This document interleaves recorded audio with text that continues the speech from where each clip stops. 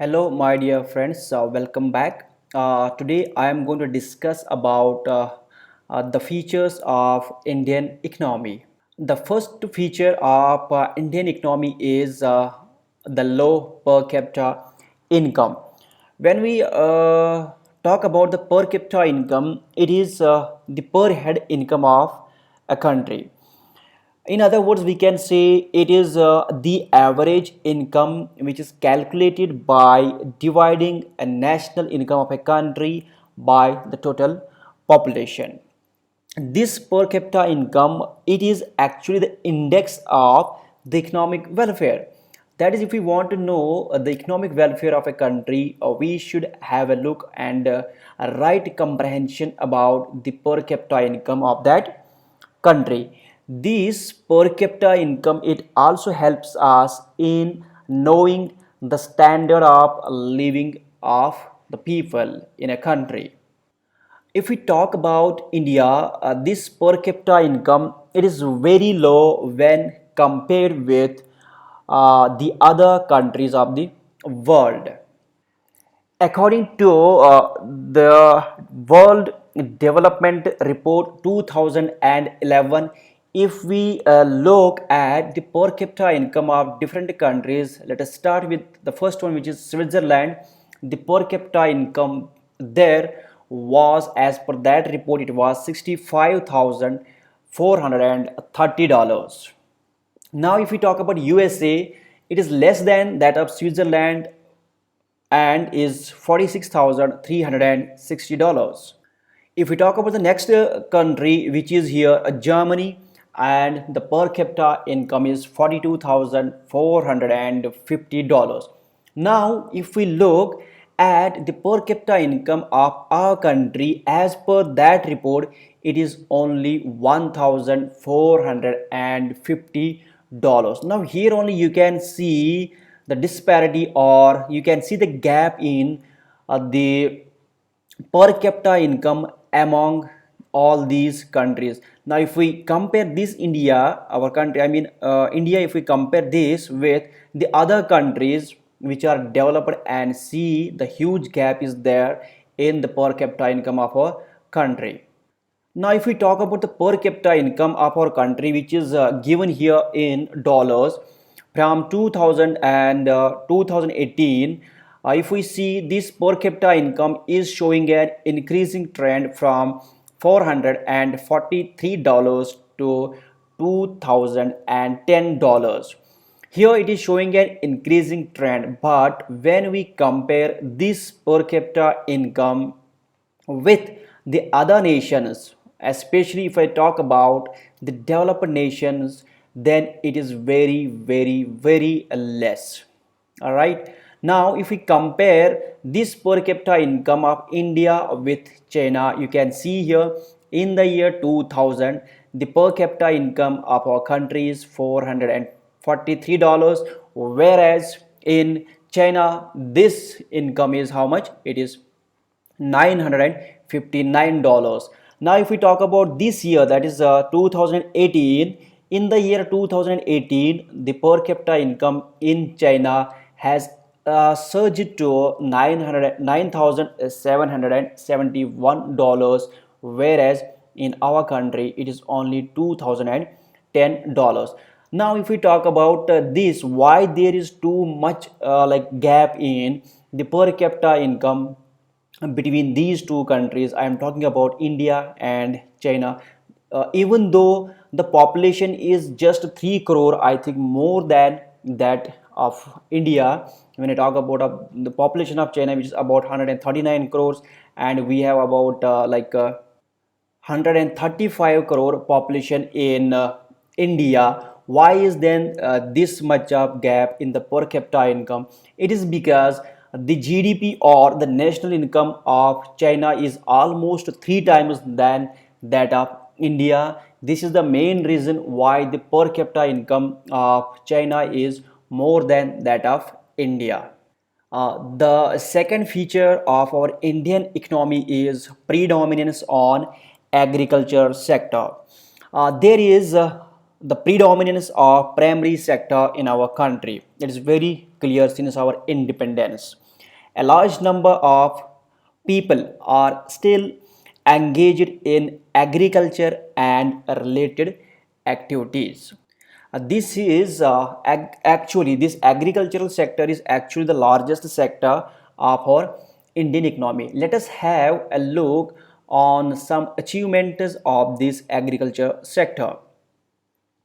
Now, first of all, if we see the main workers which are available in our country, out of 100%, 56.6% of the workers of our country are involved in this agricultural and allied activities, which is then followed by the manufacturing sector of our country. Now, it is not only actually India, mostly in when I talk about the Asian countries, majority of the population is engaged in the primary sector. Then there is a predominance of primary sector in our country, which I have already explained. Then contribution to GDP from this sector is less than 20%. When I am talking about the contribution from the agricultural and allied sector, the total contribution is less than 20% to the GDP of our country. Now, India stands first in the production of bananas, papayas, and mangoes. During 2018 and 19, 31.74 million tons of banana, 5.98 million tons of papaya, and 20.79 million tons of mango was produced in our country. Then during 2018 and 19, Gava's production amounted to 4.23 million tons. Then India is the largest milk producer in the world and is producing about 176.3 million tons of milk.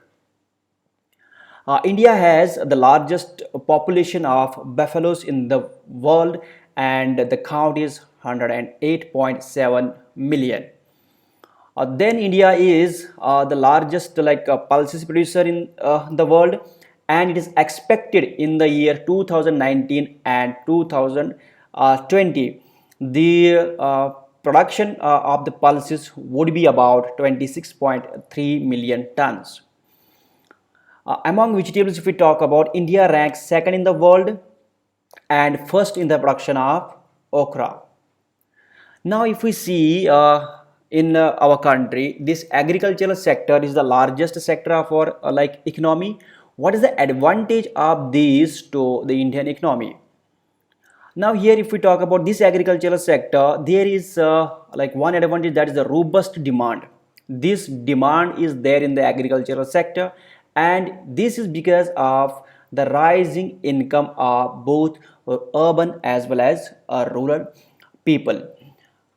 These two people, like urban and the rural, the income of these people is increasing, and that is driving the demand of the agricultural products. Along with this, there is an external demand for the agricultural exports, which is again driving the demand of the agricultural products. Then attractive opportunities, demand for agricultural inputs and allied sectors like warehousing and cold storage is increasing in India at a fast rate. We are getting different schemes from the government where they are providing warehouse and cold storage facilities to the farmers, which is again driving the demand of these agricultural inputs. Then we have policy support from the government side. Here government has set a policy and a target of exports from the agricultural sector, which amounts to $60 billion by 2022. Along with this, government is aiming to increase the farmers income by, they are going to double the farmers income by 2022. This is the policy support. Then we have competitive advantage in our country, where high proportion of agricultural land is available, which is too rich for cultivation. Along with this, we have a diverse agroclimatic conditions that is encouraging the cultivation of different crops. We are cultivating one single crop many times, like two times or three times in a year because of diverse agroclimatic conditions. Now, if we talk of this gross value added by the agriculture and allied sector, and the value here is in US dollars. If we talk about the market size of this agricultural sector by the gross value they have added, it is 271 in the year 2018, and it has come down to 265.51 like billion dollars in the year 2019. And in the year 2020, like the year financial year is not yet, like it has not yet completed, the gross value added here is how much? 202.43 billion dollars. Now, if we talk about the cultivation of Rabi and Kharif crops on the cultivated land of our country, from the Rabi, this crops we have here, wheat which is like cultivated on the maximum part of the cultivated area, and from Kharif we have rice which is cultivated on the like major part of the cultivated land in our country. Then if we see the agricultural exports from India, here the agricultural export has increased from 38.21 like billion dollars to 38.54 billion dollar in the year like 2019. Now in the year like this data is available till January 2020. Till January 2020 there was about 28.94 billion dollars export from the agriculture side. Then if we talk about the key agricultural and allied sector exports from India in the financial year 20, and this data is again up to January 2020. Here a marine product have been exported like more when compared to the other like agricultural sector, like these products, be it basmati rice, be it buffalo meat, be it spices, be it basmati non-basmati rice, be it cotton, oil mills, and sugar. These are the like total exports from the agricultural sector to the other countries. Now the next feature of our Indian economy is heavy population. Now if we talk about the population of our country, it is very high. If we talk about India ranks second in terms of population next to China. If we see here, the total population of China is about 139 crores, whereas the population of India is 135 crores. This population explosion is because of the high level of birth rates and declining rate of death rate. These two have like contributed greatly to the pressure of population in our country. If we talk about India, the rate of growth of population is about 2% per annum. 2% per annum is the population growth in our country. With the growth of population at this rate, the pressure on land and other resources is mounting in our country. The worst effect of this overpopulation results in the excess supply of labor, and that excess supply of labor in the labor market has caused unemployment and poverty in our country. Now if we see here in this graph, India ranks at the second, which is very clear, and when we compare it with Pakistan, Saudi Arabia, and United States, these three countries have very less population when compared to India. That is why if we leave this Pakistan, if we talk about then Saudi Arabia and United States, the cost of living is very high, no doubt, but the per capita income is very high in these two countries. Now, if we see the percentage of male population in these five countries from the year 2005 to 2018. Now, let us have a look at China. This population of male, I'm talking about the percentage of male population, it is showing an increasing trend here. And from 2013 onwards, if we see, it is showing a declining trend. Now, if we talk about India, the percentage of male population is again showing an increasing trend, and then it is showing a decreasing trend here, and then again, yeah, it is continuously showing a decreasing trend in the percentage of male population from the year 2005 to 2018. Now, other three countries, Pakistan, Saudi Arabia, and United States are here. You can yourself see like what is the trend of the like population from the male side to the total population. Now, this is the graph of this, like the percentage of male population.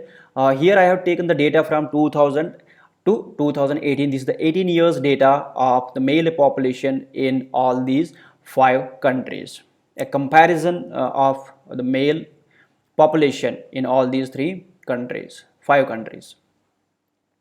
Then if we talk about the percentage of female population in all these five countries from the year 2005 to 2018, the population of females in China, it is showing a decreasing trend here. Actually, if we see here, this is continuously like it is showing decreasing trend here. Yes, decreasing trend, again decreasing trend, and then it is showing an increasing trend from the year 2013 to 2018. If we look at India, we have here again it is showing a decreasing trend here. Yes, it is showing a decreasing trend here again. Yes, and if we see here onwards, it is showing an increasing trend. And this is the graph of the percentage of female population from 2000 to 2018. This is the information of all these five countries. Now, if we have this overpopulation in our country, there must be some reasons behind this.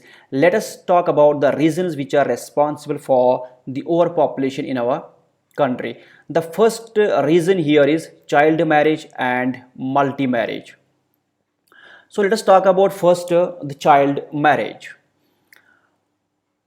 A report by UNICEF, the rates of child marriage are highest in the central and western parts of India and lower in the eastern and southern parts of our country. Then the problem of this like child marriage, it is more ramped in the rural areas where 48% of the children are married below 18 years, but when compared with the urban where 29% of the children are married before the age of 18. Now, in spite of regulations, like we have the Prohibition of Child Marriage Act in our country, but even then India ranks the highest in the world in the number of child marriages. The reason here is because there is no proper implementation of this act against the child marriages. Typically, when we talk about the India, most of the women, they are married before the age of 25, and this is one of the major reason which is responsible for the overpopulation in our country. Now, if we talk about the percentage of women age 20 to 24 years married before the age of 18, Bihar ranks at the top with 68.2%, which is followed by Jharkhand, then Madhya Pradesh, then Rajasthan, then Uttar Pradesh, and then we have West Bengal. Now, if we talk about the number of girls which are married before attaining a majority, here I have a data of two census. One is 2001 census and the other one is 2011 census, and the figures here are given in lakhs.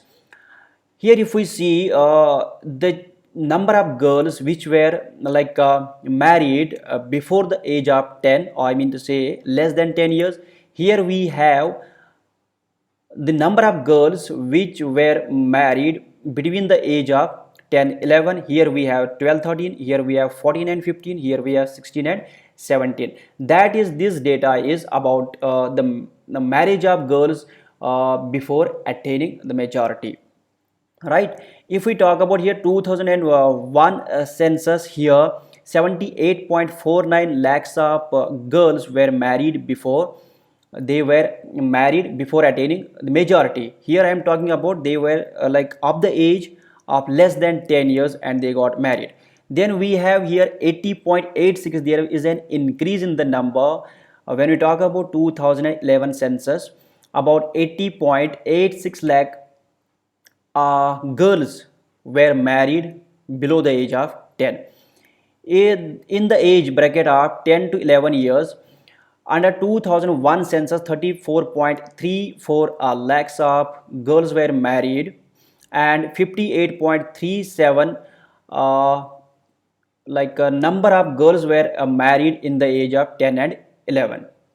Then 77.17 lakh of girls were married in the age of 12 and 13 in the census of 2000, and it has increased to 122.92 lakhs in the census of 2011, right? If we see here, in the age of 16 and 17, most of the girls are married in this age only, like 16 and 17. In the census of 2001, 554.89 lakhs of these girls, they were married in the age of 16 and 17, and it has somehow come down to 540.09 lakhs according to the census of 2011, where 16 to 17 age group of girls got married. Now if we talk about the number of boys which were married before attaining majority, here again we have two census here. One is 2001 census and the other one is 2011 census, right? And the figures here are given in lakhs. Now if we see, as per 2001 census data, 42.77 lakh of boys were married before 10 years. It has come down to 34.49 lakhs in the year, like by the data of 2011, which got married before the age of 10. Now if we see here, the boys who got married before attaining the majority, I'm talking about here 16 and 17 age group of the people. In according to the census of 2001, 91.7 lakhs of boys got married before attaining the majority, and it has increased. As per the census of 2011, the data is 121.85 lakhs of boys got married before attaining the majority here. And if we see, most of the boys who get married are of the age of 20 to 21.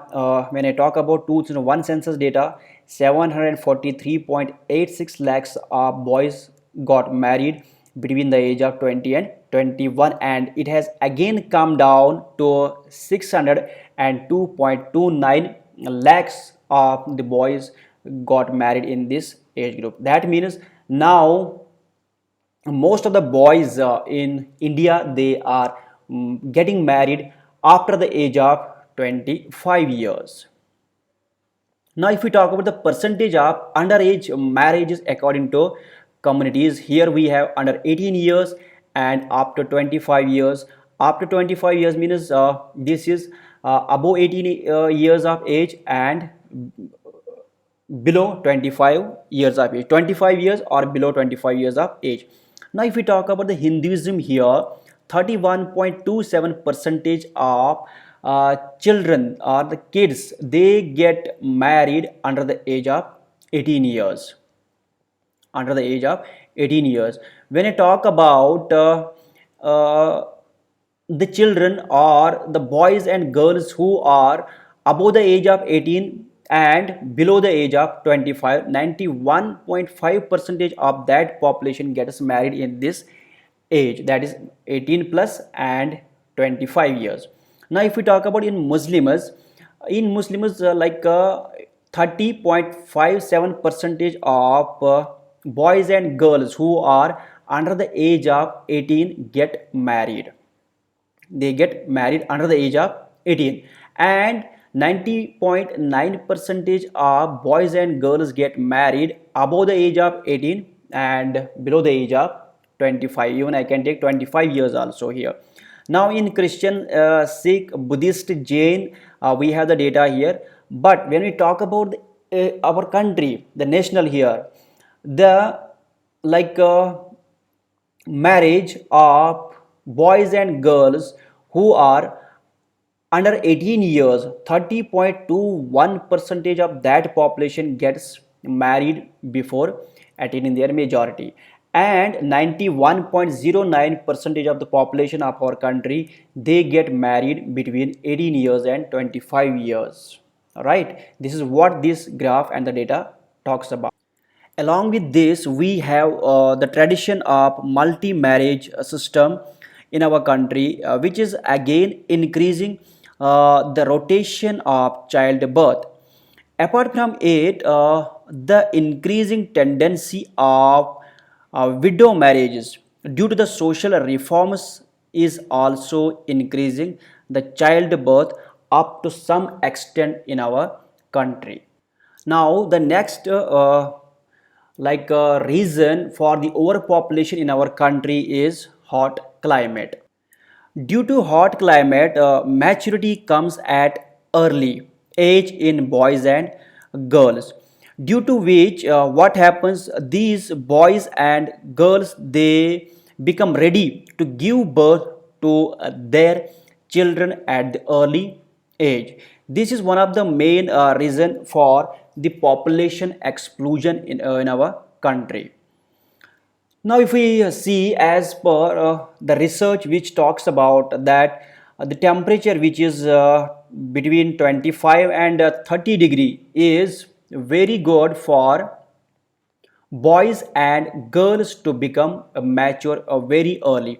If we see the temperature of 25 to 30 degrees, most of the states of our country have this type of temperature. That is where the temperature is in the range of 25 and 30. If you see here from this map, it is clear most of the states of our country have this temperature.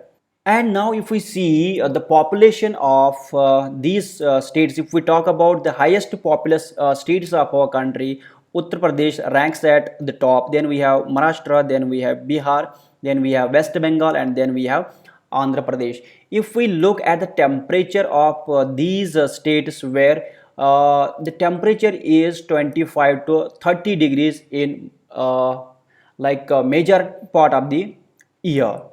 That is why the population of these states is high when compared to the other states. This is the population of other states. I mean to say, we have 31 states in our country, and I have taken the population of all these 31 states as per the census 2011. One more reason to this population explosion is birth rates.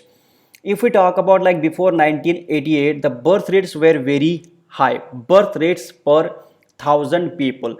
This birth rate was very high because people were not educated, people were not aware about the advantages and benefits of having a small family. Anyways, like this is showing now a decreasing trend. If we see here, this birth rate is showing a decreasing trend here, but due to the heavy population which has population explosion, or the number of births too much, birth rate was there when we talk about the birth rates after our independence, still we are bearing that explosion only. Now if I talk about the birth rate after 1990, it is again showing a decreasing trend because people are now becoming educated, they are becoming now aware about the advantages of having a small family. So this birth rate which was very high earlier, when I talk about 1950, if you see here 1950 till 1990, it was very high, and that population only we are still bearing here. That has become one of the main reason to the population or the overpopulation in our country. Now coming to death rates have also been declining here. If we talk about like the death rates after our independence, if we talk about after 1950 here, the death rates were very high here, and this death rate has now come down. As these death rates have come down, this became possible in the country by good and hygienic food, pure drinking water, facilities of hospitals, good cleanliness, then we have medical facilities at affordable rates, and control over malnutrition, pneumonia, cholera, and some other diseases. So because of the decline in the death rates, it has added more to this population explosion, right? If we see the death rates after 1990s again declining here because of a reform in the healthcare sector. The other one is like immigration. If we talk about immigration to our country, there is a legal as well as illegal immigration from our neighboring countries. If we talk about Bangladesh, if we talk about Nepal, if we talk about China, if we talk about Pakistan, like be it Bhutan or be it Afghanistan, there is an illegal immigration from these countries to our country. This was very high earlier. This immigration from these countries, it was very high, and it has added a lot to the population explosion of our country, and somehow now this is declining. If we see from the 2015 to 2019, the citizenship which is granted to the Bangladeshi people, it has come down because the country is now trying to have a control on the population of our country. Now, if we talk about the immigration statistics of our country from 1990 to 2015, but if we talk before 1990, there was too much immigration to our country, and somehow this immigration is now showing a declining trend from 1990 to 2015. The other reason is literacy rate. If we talk about literacy rate, this is one more reason which is responsible for the overpopulation in our country. Now, talking about the literacy rate in our country, if we see this is the overall gray color is the overall literacy rate of our country in these years. Like 2011, it was 69.3%. It has increased to 70.96% in 2015, and in 2018 the literacy rate of our country was 74.37%. If we talk about now in the year 2020, we have again 74% of the literacy rate. Now if we talk about men and women in our country, in the year 2011, 78.8% of the men were literate, and it has increased to 80.94% in the year 2015, and again it has shown an upsurge to 82.37% in the year 2018.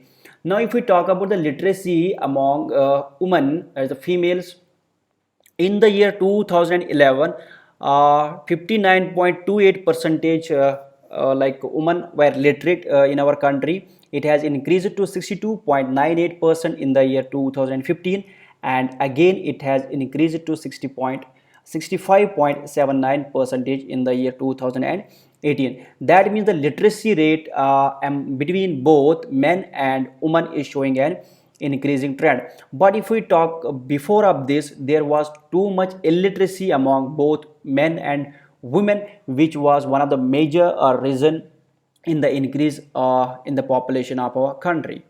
Now here is the graph which shows male and female literacy rates as well as the gap between the two for children from 1987 88 to 2017 and 18. Here we have 16 and 14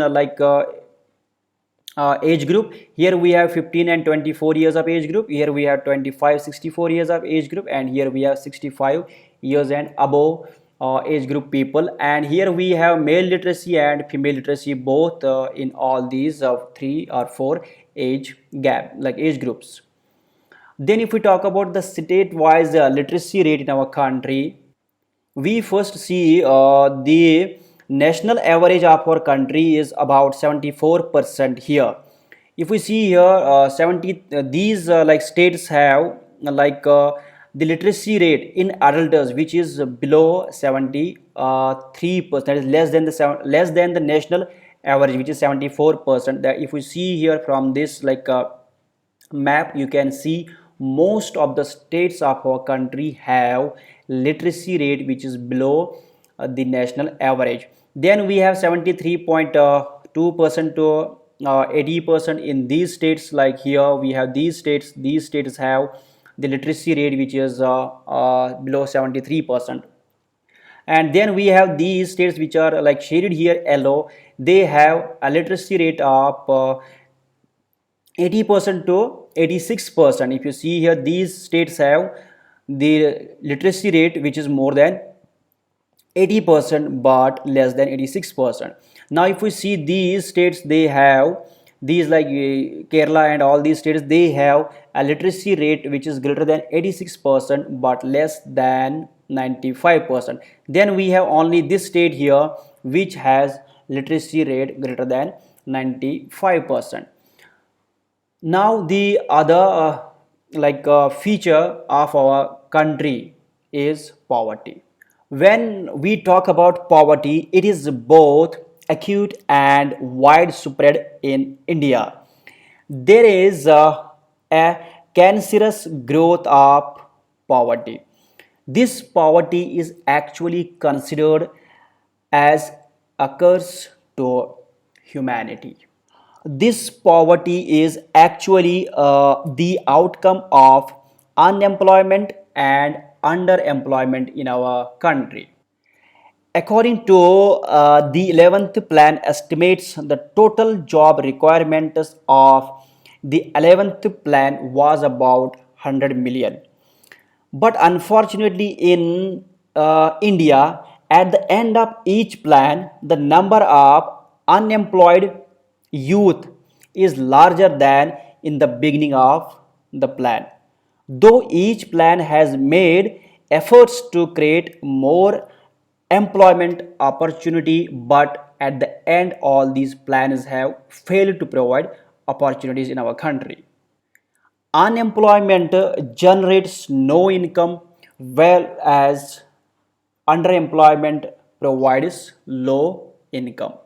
Now, if I talk about India, the Indian poverty rate for 1993 was 95.3%. It was 0.2 decline from the year 1987. Then Indian poverty rate for 2004 was 92.50%, 2.8% decline from 1993. All right. Then Indian poverty rate for 2009 was 90.6%, 1.9% decline from 2004. Then Indian poverty rate for 2011 was 86.80 percentage, 3.8% decline from 2009. Now we can see here the state wise as well as union territory wise poverty index of our these few states which are here in this image. This information is as per the Niti Aayog's report of 2019. It is of many states starting with Arunachal Pradesh, Bihar, Odisha, and then at the end we have Uttarakhand. Now one more important feature of our Indian economy is unemployment. As I said you, the unemployment generates no income, which is one of the main reason for the poverty of our country. And this unemployment rate, if we see, it was 7.79% in the year 1919, and now if we see, it is 10.51%. That is, the unemployment rate of our country is showing an increasing trend from the past few years, because Government is failing and has continuously been failing in providing and generating the employment opportunities for the younger youth of our country. Now, if we talk about the unemployment rate here, we are going to compare urban with the rural areas. In urban, there is an unemployment rate of 10.7 percentage when compared with the rural areas where the unemployment rate is 7.8 percentage. The reason here is the rural areas, they are more engaged in the agricultural and allied activities. Then if we talk about the urban male and urban female here, urban male have a 6.5 percentage of unemployment rate, whereas in case of females they have 31.7 percentage of unemployment rate. Now, if we talk about the state-wise unemployment rate here, we have Kerala, which is at the highest there, 21.6 percentage is the unemployment rate. No doubt, the education rate or the literacy rate in Kerala is the highest, but Kerala has the highest unemployment rate as well. Here, Uttarakhand has the lowest unemployment rate. Then one more feature of our country is inequality in the distribution of national income. When we talk about the pattern of distribution of income and wealth, it is not encouraging in India. There are inequalities of income and wealth. In India, the top 10% of the Indian population holds 77% of the total national wealth. Then 73% of the wealth generated in 2017 went to the richest 1%, while 67 million Indians who comprise the poorest half of the population saw only 1% increase in their wealth. Now you see at this information, look at this information. This information is showing how the distribution of income is unequal in our country. There are 119 billionaires in India. Their number has increased from only 9 in 2000 to 101 in 2017. This shows the increase in the billionaires from 9 to 101 in these between these 2 years, right? 2000 to 2017. Between 2018 and 2022, India is estimated to produce 70 new millionaires every day. A billionaire's fortune increased by almost 10 times over a decade, and their total wealth is higher than the entire union budget of India for the fiscal year 2018-19, which was at 24,422 billion rupees. Most ordinary Indians are not able to access the health care they need. 63 million of them are pushed into poverty because of healthcare costs every year, almost two people every second. This information is very important here. Almost two people every second. It would take 941 years for a minimum wage worker in rural India to earn what the top paid executive at a leading Indian government company earns in a year. Now, one more feature of our country is low level of technology. The level of technology used by our industries is very low. It is very poor, I can say, when compared with the advanced countries of the world. Some industries use new technologies, but it is also 2 or 3 generations old. If we talk about some countries, like we have USA, like we have Germany, then we have Japan. If we look at these countries, they are using high-tech methods. In the unorganized sector, the technology used is old and outdated. Information technology has revolutionized the thinking, and technology is upgraded frequently. But as compared to advanced countries, the level of technology is very poor in our country. Thank you so much for watching this video. I hope you have understood very clearly the information about the features of our Indian economy backed up with the statistical data. My dear friends, please do like, comment and share my videos with your friends and colleagues. And do not forget to subscribe my channel. Thank you so much.